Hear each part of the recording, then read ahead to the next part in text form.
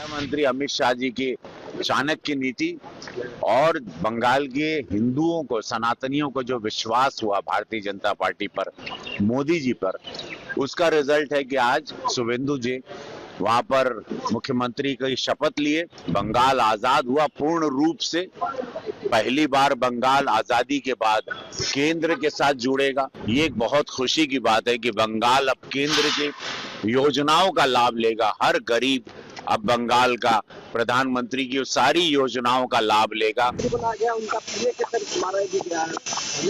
पहली बात तो मुख्यमंत्री के पद के लिए समस्त भारतीय जनता पार्टी कार्यकर्ता और हमारे विश्व के सबसे बड़े नेता यशस्वी प्रधानमंत्री मोदी जी को दिल से आभार। गृह मंत्री अमित शाह जी की चाणक्य नीति और बंगाल के हिंदुओं को, सनातनियों को जो विश्वास हुआ भारतीय जनता पार्टी पर, मोदी जी पर, उसका रिजल्ट है कि आज शुभेंदु जी वहां पर मुख्यमंत्री की शपथ लिए। बंगाल आजाद हुआ पूर्ण रूप से। पहली बार बंगाल आजादी के बाद केंद्र के साथ जुड़ेगा।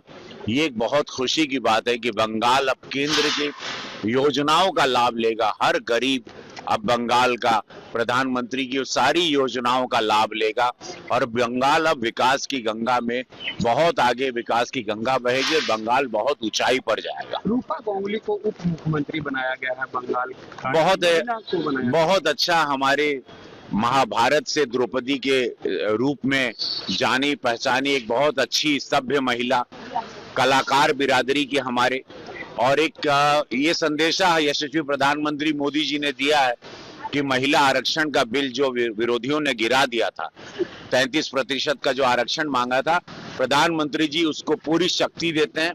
नारी शक्ति जो बंगाल में पूरा वोट दी थी, जो भारत की सभी महिलाएं मोदी जी को ही वोट देती हैं, भाजपा को ही वोट देती हैं, इसीलिए डिप्टी सीएम के रूप में रूपा गांगुली जी के रूप में एक उप मुख्यमंत्री मिली हैं। ये दर्शाता है कि मोदी जी के मन में नारी शक्ति, महिला शक्ति, दुर्गा शक्ति का कितना सम्मान है। और विपक्षी विरोधी कांग्रेस, टीएमसी रहे या स्टैलियन की पार्टी रही या अखिलेश यादव जी की सपा रही, यह महिला विरोधी पार्टियां हैं। तो जो भी महिलाओं का साथ दिया और जिन्होंने महिलाओं ने वोट दिया, प्रधानमंत्री जी ने सम्मान दिखाया कि हम उस बिल के पक्ष में खड़े हैं। आज नहीं तो कल वो बिल पारित होके सभी आरक्षण 33% महिलाओं को जरूर इस भारत में मिलेगा। साधुवाद है महिला शक्ति को, नारी शक्ति को। मां काली की धरती पर डिप्टी सीएम के रूप में रूपा गांगुली जी हमारी कलाकार बिरादरी की एक उप मुख्यमंत्री बनी है। बड़ी खुशी होती है। एक कलाकार मित्र मेरा, वो भी कल शपथ लेगा तमिलनाडु में, विजय। उनको भी अभी से मैं आपके माध्यम से बधाई देना चाहता हूं कि ये सम्मान है कि कलाकार जिनको देश बनाता है, गरीबी से आते हैं, नीचे से स्ट्रगल करके आते हैं, देश उन पर विश्वास करता है, फिर वो देश की सेवा में आते हैं। और मुझे पूरा यकीन है कि वो तमिलनाडु की भी सेवा हमारे मित्र, हमारे को एक्टर विजय भी बहुत अच्छे से करेंगे। तेजस्वी यादव ने देश के प्रधानमंत्री नरेंद्र मोदी जी को परिवारवाद का पोषक बताया है सर, क्या कैसे परिवारवाद का? मोदी जी को उनकर कौन परिवारवाद? 140 करोड़ की आबादी के पोषक हैं। अगर उसको वो कहते हैं परिवारवाद तो ठीक है, स्वागत है तेजस्वी जी आपकी बातों का। लेकिन परिवारवाद, वंशवाद तो आप लोग लेके चले हैं, इसीलिए आप लोगों की समाप्ति हुई, इसीलिए जनता ने आप लोगों को नकार दिया। मोदी जी ने इस देश में परिवारवाद और वंशवाद को खत्म कर दिया है, ध्वस्त कर दिया है।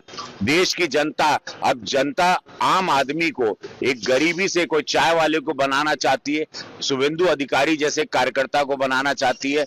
ऐसे व्यक्ति को अब देश की जनता चुनेगी। परिवारवाद वालों की राजनीति इस देश से खत्म के कगार पर आ चुकी है। इसका श्रेय यशस्वी प्रधानमंत्री मोदी जी को पूर्ण रूप से जाता है। में भी देखने को मिलेगा, कुमार के बेटे को भी तो बनाया गया है, मंत्रिमंडल में शामिल किया गया है। देखिए, परिवारवाद नहीं, वो एक कार्यकर्ता के रूप में काम कर रहे हैं। एक सभ्य इंसान है, एक सभ्य, पूरे बिहार के लिए उनके पिता ने अपने आप को खपा दिया।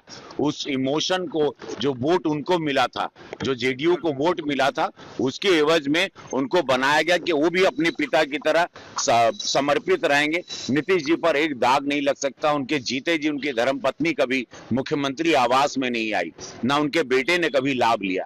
तो निशांत बाबू एक बहुत ही सभ्य इंसान है और देश की, बिहार की जनता बड़ी प्रसन्न हुई उनको वोट लेते हुए, देखते हुए। यूपी में भी सर यूपी में भी परिवारवाद समाप्त हो जाएगा सर? जी, परिवारवाद 27 में हम लोग 2017 से, आप आपके माध्यम से ऑन रिकॉर्ड बोल रहे हैं, 2017 से बड़ी जीत 2027 में उत्तर प्रदेश में मोदी योगी जी की सरकार, डबल इंजन की सरकार होगी। पूज्य योगी महाराज जी को बहुत बड़ा मैंडेट मिलने जा रहा है। फरवरी या जब भी मार्च, जनवरी, फरवरी जब भी चुनाव आएगा, एक बंगाल की पूरी जीत की लहर अब यूपी में पहुंच चुकी है। अखिलेश यादव पहुंचे थे बंगाल और उन्होंने ममता बनर्जी से कहा कि आप हारे नहीं, हराए गए हैं। क्या लगता है 2027 में भी उनको वही परिणाम मिलेगा क्या? केरला में जब कांग्रेस जीती तो कोई नहीं बोला, तमिलनाडु में टीवीके पार्टी जीती तब कोई नहीं बोला।